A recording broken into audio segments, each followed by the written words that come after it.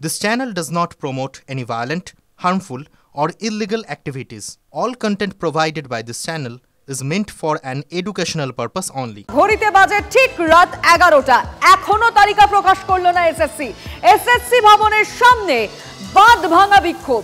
আচার্য সদনে আজকে SSC chairman সহ আধিকারিকরা রাত 11টা বাজে এখনো কিন্তু তারা আটকে রয়েছেন এসএসসি ভবনের ভিতরে। পুলিশকে ঠেলে এসএসসি ভবনে ঢোকার চেষ্টা করেন চাকরিহারারা। ইচ্ছে করে তালিকা দিচ্ছে না এসএসসি, শেষ দেখে ছাড়বো। প্রয়োজনে রাত ভর এসএসসি ভবন ঘেরাও হবে, হুঁশিয়ারি চাকরিহারাদের। আমরা এখানে অবস্থান বিক্ষোভ করছি, আমরা এসএসসি অফিস ঘেরাও করে রেখেছি। আমরা যতক্ষণ না আমাদের জীবন জীবিকা ফিরে পাচ্ছি বা আমরা যে দাবিগুলো রেখেছিলাম যে যোগ্য অযোগ্য লিস্ট সেটা সার্টিফাই করে পাবলিশ করতে হবে এবং লিখে দিতে হবে যে সেই যোগ্য লিস্টের মধ্যে আর কোনো অযোগ্য বা টেন্টেড নেই, সেটা আজকে এসএসসি করতে পারলো না। এখানে এসে আমরা দেখলাম যে একটা ছেলে খেলা চলছে।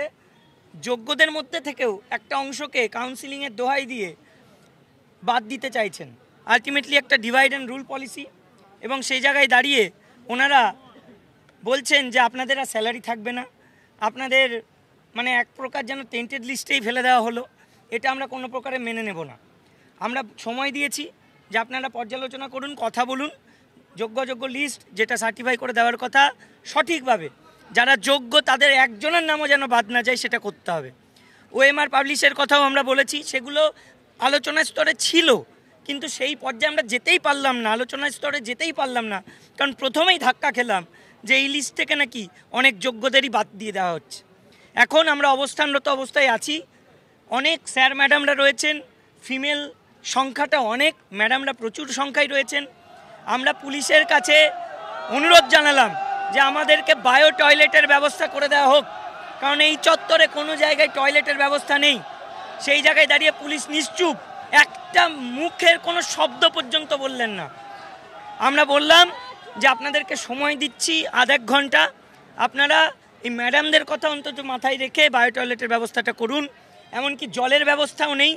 ওনারা চাইছেন যে এই অসহযোগিতাগুলো করবেন এবং তার ফলে হয়তো আমরা অসুবিধা ফেস করে আমরা হয়তো এখান থেকে উঠে যাব।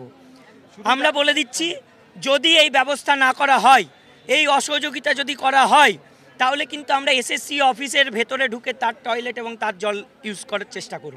ওনারা চাইছেন যে যাতে করে আমরা এখান থেকে অবস্থান বিক্ষোভটা তুলে নিই, এটা হচ্ছে একটা প্রধান কারণ। সেই জন্য ওনারা ভাবছেন কি যে লেডিস মানে আমাদের সমস্যা হবেই, আমরা টয়লেট করতে পারবো না, তাহলে বাধ্য হয়ে আমরা কি করবো, তাহলে আমাদেরকে এই জায়গাটা ছাড়তে হবে, তাহলে আমাদের সংখ্যাটা কমে যাবে এবং আমাদের বিক্ষোভটা হয়তো আস্তে আস্তে মানে তার প্রতিক্রিয়াটাও আস্তে আস্তে কমে যাবে। তাছাড়াও নিয়ম আছে, টয়লেট লেডিস টয়লেট সবাই টয়লেট ইউজ করতে পারে, বিশেষ করে লেডিসের জন্য 5 স্টার হোটেল পর্যন্ত টয়লেট ইউজ করতে দিতে বাধ্য, এটা নিয়ম। সেখানে কি করে এখন সারা রাত জোরে এখানে আমরা সকালবেলা বেরিয়েছি, বহু মানুষ বিভিন্ন জেলা থেকে এসছেন, প্রত্যন্ত গ্রামাঞ্চল থেকে এসছেন, বাচ্চা ছেড়ে সংসার ছেড়ে এখানে রাস্তায় আমরা কি তকমা পেয়েছি, অযোগ্য অবৈধ। আজকে নতুন একটা সিলেকশন হয়ে গেল 4th কাউন্সিলিং থেকে, বাকি সব কাউন্সিলিং অবৈধ। কে ঠিক করলো এগুলো? যা করেছেন, তার আগে যোগ্য লিস্ট বের করুন, টেন্টেডদের বের করুন, আর আমাদের জন্য পাবলিক টয়লেট যেভাবে ইউজ করার ব্যবস্থা আছে যদি করতে পারেন, ভেতরে পুলিশদের ব্যবস্থা করে মহিলাদের জন্য, প্রত্যেকটা মহিলার জন্য এখানে টয়লেট ব্যবস্থা করতে হবে। টয়লেটটা সবার জন্য ইউজ করার জায়গা। আমরা একদম যতক্ষণ না সুরাহা পাচ্ছি এখান থেকে আমরা যাচ্ছি না, কোনো মতেই যাব না। সুরাহা মানে আমাদের যে দাবিগুলো, ওই দাবিগুলো যতক্ষণ আদায় করতে পারছি ততক্ষণ আমরা এখান থেকে যাচ্ছি না। ওনারাও ভেতরে থাকুন, আমরা বাইরে থাকছি, আমরা ওনাদেরকেও বাইরে যেতে দেবো না, আমরাও যাব না। এবং যতক্ষণ না এই বায়ো টয়লেটের ব্যবস্থা করা হচ্ছে বা পানীয় জলের ব্যবস্থা করা হচ্ছে, আমরা এখানে আধ ঘন্টা ওয়েট করব। আধ ঘন্টা ওয়েট করার পরে যদি এটা না হয়, আমরা এসএসসি অফিসের ভেতরের সব টয়লেট এবং জলের মানে ইউজ আমরা করব, এবং সেখানে আটকাতে পারলে আটকে দেখা। সকাল থেকে বসে আছি, এখনও কতক্ষণ না খেয়ে থাকতে হবে জানি না। আর ওনারা খাবেন মানে ওনারা এসি ঘরে বসে তো আছেন, আমরা তো এই গরমে দেখছেন তো ঘেমে যাচ্ছি। ওনারা তো যোগ্য কি অযোগ্য আমরা বলতে যাইনি, ওনারা তো স্যালারি পাচ্ছেন। আজকে ওনারা আমাদেরকে ওখান থেকে বাদ করে দিয়ে বলছেন তোমরা অযোগ্য, তোমরা স্যালারি পাবে না। মানেটা কি? এগুলো মেনে নেওয়া যায় নাকি? কিন্তু এই মুহূর্তে দাঁড়িয়ে গোটা বাংলার মানুষ জানতে চায়, তালিকা সামনে আসবে নাকি এসএসসির তরফ থেকে বিবৃতি প্রকাশ করা হবে? 11:05 বাজে। আমি কথা বলতে চাইবো আমাদের রিপোর্টার সুমন মহাপাত্র রয়েছেন এই মুহূর্তে টেলিফোন লাইনে। সুমন, কি হবে? রাত 11টা বেজে গেছে, আর কি হতে পারে? আজকে তালিকা প্রকাশ হবার সম্ভাবনা প্রায় নেই বললেই চলে। বিবৃতি দেওয়ার ক্ষেত্রে তোমাকে বলে রাখি, এসএসসি পড়েছে বলা চলে জাঁতা কলে, কি করবে বুঝতে পারছে না। তার কারণ এক্সপায়ার্ড প্যানেল থেকে যারা চাকরি পেয়েছেন সেই চাকরি এসএসসি দিয়েছে তাদের, এসএসসির জন্যই দেরি হয়েছে। এখন এসএসসি বলছে যে যোগ্যদের তালিকা প্রকাশ করলে তাদের নাম রাখা যাবে না, তারা আইনজ্ঞদের কাছ থেকে সেই পরামর্শ পেয়েছে। কিন্তু সেক্ষেত্রে এই যে চিন্ময় মণ্ডল যার বক্তব্য আমরা শুনছিলাম, সে নিজে ফোর্থ কাউন্সিলিং থেকে চাকরি পেয়েছে। তাহলে এরকম হাজার হাজার চাকরি যারা করছিলেন শিক্ষক, তারা কিন্তু এই যোগ্যদের তালিকায় পড়বেন না যদি এই নিয়মটা লাগু হয়। সেক্ষেত্রে এসএসসি কি বিবৃতি দেবে সেটাই ঠিক করতে এত দেরি হচ্ছে। এসএসসি চেয়ারম্যান তিনি আধিকারিকদের সাথে মিটিং করছেন এত রাত্রিবেলাও, তার সঙ্গে সঙ্গে শিক্ষা দপ্তরের সঙ্গেও বৈঠক চলছে, আইনজীবীদের সঙ্গেও পরামর্শ নেওয়ার কাজ চলছে। কিন্তু আর যে কখন এই বিবৃতি আসবে বা আর কখন এই তালিকা আসবে তা বোঝা যাচ্ছে না। এসএসসি চেয়ারম্যান তিনি কোনো কথা বলতে পারছেন না এই মুহূর্তে, তার কাছ থেকে আমরা কোনো উত্তর পাচ্ছি না। আর অন্যদিকে এই চাকরিহারা যোগ্য শিক্ষকরা যেমনটা শুনলে তুমি তাদের মুখে, আমি তোমাকে বলি অনেকে ডিনার করার সুযোগটুকু পাচ্ছেন না, আশেপাশে কোনো দোকান নেই, সব দোকান বন্ধ। ডিনার তো অনেক দূরের বিষয় সুমন, সামান্য জলটুকু তারা পাচ্ছেন না, আর খাওয়া তো অনেক দূরের বিষয়। যারা মহিলারা রয়েছেন চাকরিহারা, যারা শিক্ষিকা, যারা নিজেদের চাকরি হারিয়েছেন, আজ প্রতিবাদে সামিল হয়েছেন, সেই মহিলারা বাথরুমটুকু পাচ্ছেন, একটা শৌচালয়টুকু পাচ্ছেন না, খাবার জল পাচ্ছেন না। কি করবেন তারা? তুমি সঙ্গে থাকো সুমন, তুমি নজরও রাখো এসএসসির ভিতরে কি হচ্ছে, কিন্তু বাইরের ছবিটাও সমানভাবে আমরা আপনাদেরকে দেখাতে চাইবো। কৌস্তব আজিজ দেখাচ্ছে সেই সমস্ত মানুষগুলো যারা আজ এইভাবে খোলা আকাশের তলায় এই গরমের মধ্যে জল ছাড়া কোনো বাথরুম ব্যবহার করতে পারছেন না, কারণ মোবাইলের চার্জ একেবারে শেষের দিকে, কারো কারো মোবাইল বন্ধ পর্যন্ত হয়ে গিয়েছে, কেন 12 ঘন্টা অতিক্রান্ত হয়ে গেছে। তারা কত দূর দূর থেকে এসে আজ এখানে বসে রয়েছেন শুধুমাত্র নিজেদের হকের চাকরিটুকুর জন্য। কি হবে? সারা রাত তারা এখানে থাকবেন কি? চলুন কথা বলা যাক, তাদের কথা শুনি আমাদের রিপোর্টারদের মাধ্যমে। কৌস্তব এবং আজিজ রয়েছে। কৌস্তব,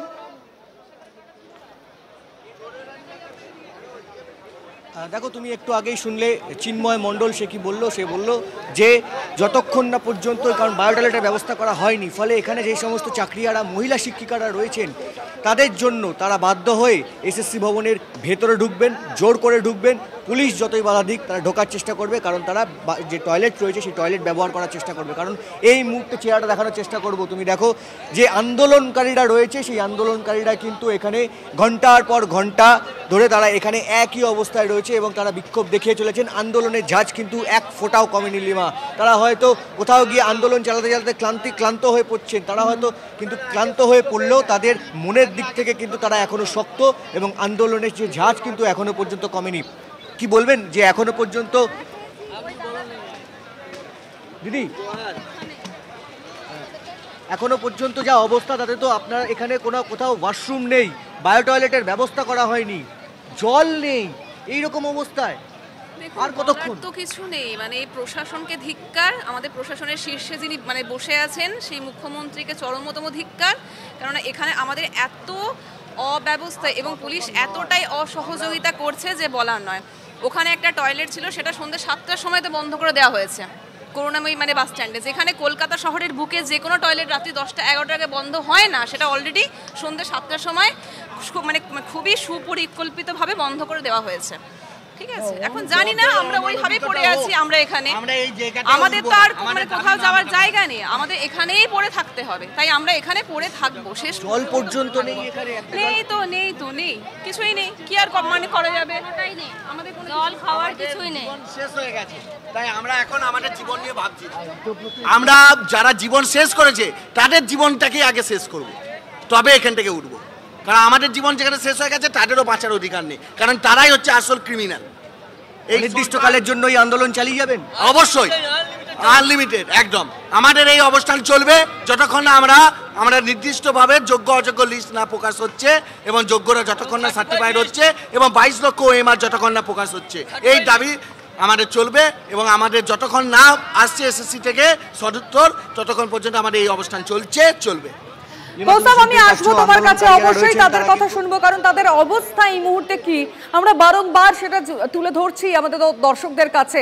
একবার ভাবুন, এই গরমের মধ্যে তারা জল ছাড়া আছেন, যারা মহিলারা রয়েছেন তারা একটা বাথরুম পর্যন্ত মানে ব্যবহার করতে পারছেন, এই অবস্থায় তারা বসে রয়েছেন।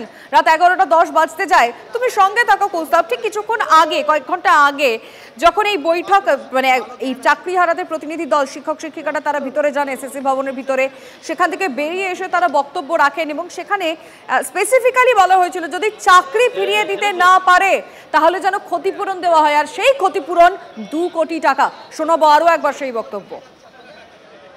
আমরা বলে এসেছি আপনি কথা বলুন মুখ্যমন্ত্রীর সাথে, যদি এইভাবে আমাদের চাকরি কেড়ে নেন 2 কোটি টাকা কম্পেনসেশন দিন, 2 কোটি টাকা।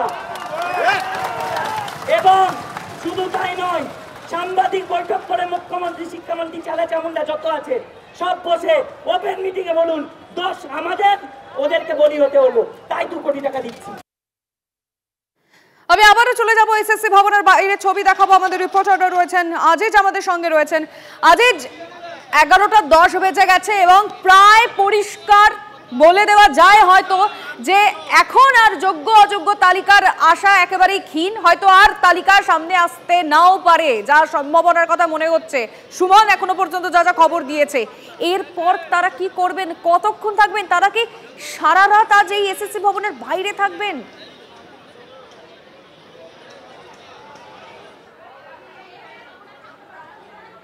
দেখো, এসেনশিয়াল যেগুলো, সেই এসেনশিয়াল ছাড়াই কিন্তু এরা রাস্তায় বসে রয়েছে। আমি একেবারে সরাসরি কথা বলার চেষ্টা করব। দিদি, অনেক রাত বেড়ে গেছে, আজকে সম্ভবত লিস্ট আর প্রকাশ করা হবে না, একটা বিজ্ঞপ্তি জারি করা হতে পারে। সেক্ষেত্রে আপনারা এইভাবে এসেনশিয়াল ছাড়া রাস্তায় কতক্ষণ থাকবেন? যতদিন না লিস্ট বেরোবে আমরা থাকবো, যতদিন না যোগ্য অযোগ্য আলাদা করবে, লিস্ট বেরোবে, ওএমআর শিট প্রকাশ করবে, ততদিন আমরা এখান থেকে নড়ছি না। ওনারা অনেক আশ্বাসন দিয়েছেন আমাদের, আমরা আর ভুলছি না এই ওনাদের এই কথায়। সুতরাং যতদিন না আমরা আমাদের ন্যায্য অধিকার পাচ্ছি ততদিন এই রাস্তা আমরা ছাড়বো না। সামান্য জল, খাবার, এমনকি বাথরুমটুকু তো আপনারা ঠিকঠাক ব্যবহার করতে। দেখুন, এখানে একটা জলের গাড়ি দিয়েছিল, সেটাও শেষ। প্রশাসনকে বলা হয়েছে যে আপনারা ব্যবস্থা করুন। আমাদের একটা বায়ো টয়লেটও দেয়নি, এতজন ম্যাডাম এখানে আছে। আর তারপরে করুণাময়ীর যে বাথরুমটা ছিল সেটাও পুলিশ বন্ধ করে দিয়েছে, খাবারের দোকানগুলোও বন্ধ করে দিয়েছে। আর কি বলবো বলুন, আমাদের তো রাস্তায় এনেই দিয়েছে, আমরা মরে গেছি, রাস্তায় থাকবো, মরে গেলে এখানেই মরবো। তো কিছু নেই, আমাদের ঘর বাড়ি কিচ্ছু নেই, আমরা আজকে সর্বহারাই হয়ে গেছি। পড়াশোনা করে আমরা কি করেছি কিচ্ছু জানি না, আমাদের কাছে কোনো উত্তর নেই। ওনারা আমাদেরকে বাক্যহারা করে দিয়েছে। অর্থাৎ লিমা, বুঝতে পারছো যে তারা বাক্যহারা একেবারেই, কারণ রাস্তায় বসে রয়েছেন। একদম জরুরি যে যতটুকু প্রয়োজন জল, সেই জল নেই, খাবার কি কোনো ব্যবস্থা নেই, পাশাপাশি বাথরুমে তারা যেতে পারছেন না। এরকম একটা পরিস্থিতিতে তারা কিন্তু সকাল থেকেই এই এসএসসি চত্বরে রয়েছেন।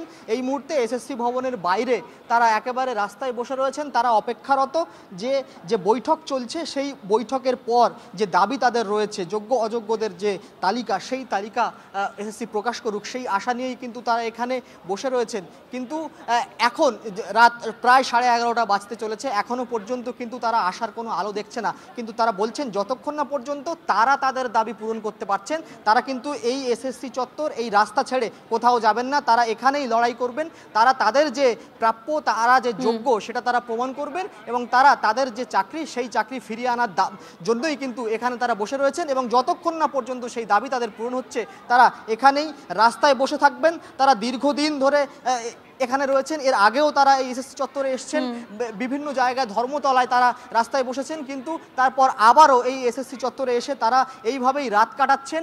জরুরি তার মানে আজিজ, আবারও কি সেই রাত জাগা আন্দোলন, আবারও কি রাত জাগবে?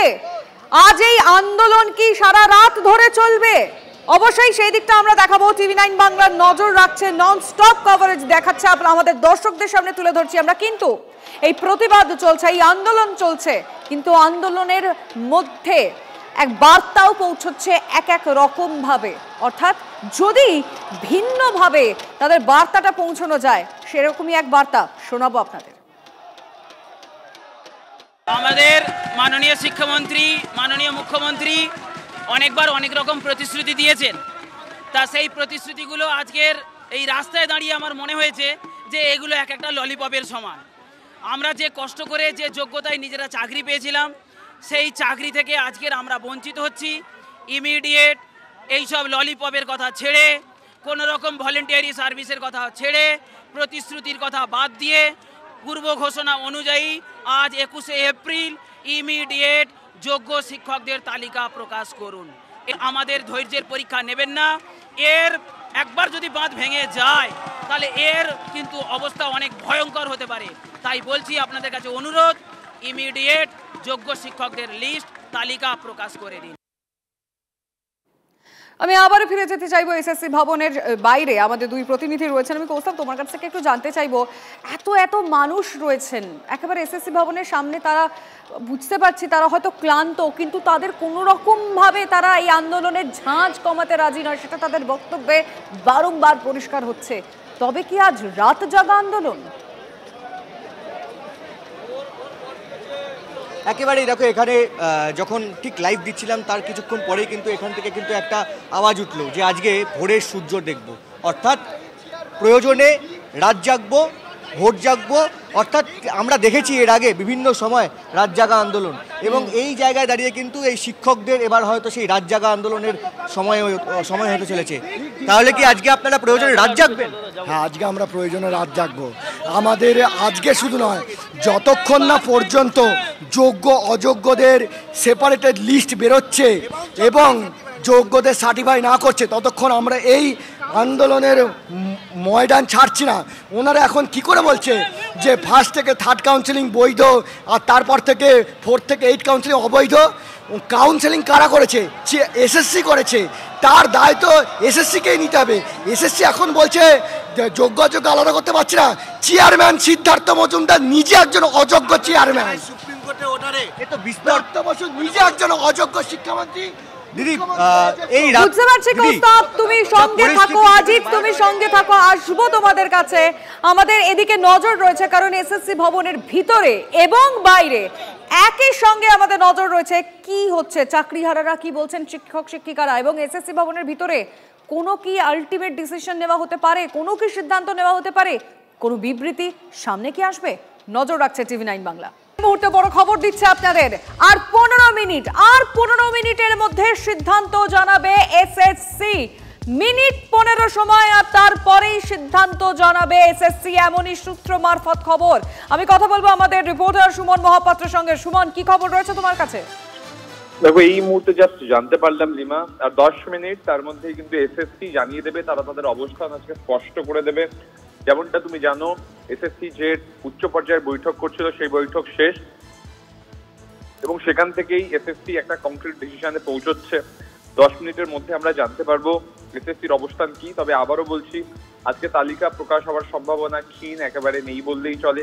সেক্ষেত্রে পরবর্তীকালে কি পদক্ষেপ হবে এসএসসি সেটা সম্পর্কে জানা যাবে। এবং তোমাকে বলে রাখি যে উচ্চ পর্যায়ের বৈঠকে একটা রাস্তা খুলেছে, তেমনটাই আমরা জানতে পারছি, কিন্তু সেই রাস্তাটা কি সেটার জন্য আরো কিছুটা সময় অপেক্ষা করতে হবে। এসএসসির চেয়ারম্যান তার সঙ্গে সঙ্গে আধিকারিকরা তারাও কিন্তু আজকে রয়েছেন এই আচার্য সদনে, তারাও সকালবেলা এসেছেন এবং তারা বলছেন যে রবিবার গতকাল তারা কিন্তু কাজ করে তালিকা প্রস্তুত করেই রেখেছিলেন। আইনি বাধা আসায় তারা সেই তালিকা প্রকাশ করতে পারেননি, পার্সিয়াল লিস্ট প্রকাশ করার কথা ছিল, তাতেও বেশ কিছু সমস্যা দেখা যায় এবং চাকরিহারাদের সঙ্গে বৈঠকের পর তারা আপাতত বিরত হন এই তালিকা প্রকাশ থেকে। কিন্তু এতক্ষণ ধরে আইনজ্ঞদের কাছ থেকে পরামর্শ নেওয়ার পরে তারা একটা সিদ্ধান্তে পৌঁছচ্ছেন। মিনিট 10 মধ্যে আমরা সেই সিদ্ধান্তের কথা জানতে পারবো এবং তৎক্ষণাৎ আমরা TV9 বাংলা সবার আগে সেই খবর গোটা বাংলাকে জানাবো। অবশ্যই আমরা সবার আগে গোটা বাংলাকে সেই খবর জানাবো। সুমন, তুমি প্লিজ নজর রাখো এই মুহূর্তে। সুমন মহাপাত্র আমাদের রিপোর্টার যেমনটা জানালেন, আর মিনিট 10, আর 10 মিনিটের অপেক্ষা, তারপরেই অবশ্যই আর কিছুক্ষণের মধ্যেই কিন্তু এসএসসি জানাবে তাদের সিদ্ধান্ত। কারণ এসএসসি ভবনের ভিতরে এখন কি আলোচনা হচ্ছে, তারা কি সিদ্ধান্ত নিচ্ছে, সবটাই আর 10 মিনিটের মধ্যে পরিষ্কার হয়ে যাবে। প্রায় ঘড়িতে এখন 11টা 23 বেজেছে, আর মিনিট 10-এর মধ্যেই পরিষ্কার হয়ে যাবে এসএসসি কি সিদ্ধান্ত নিতে চলেছে।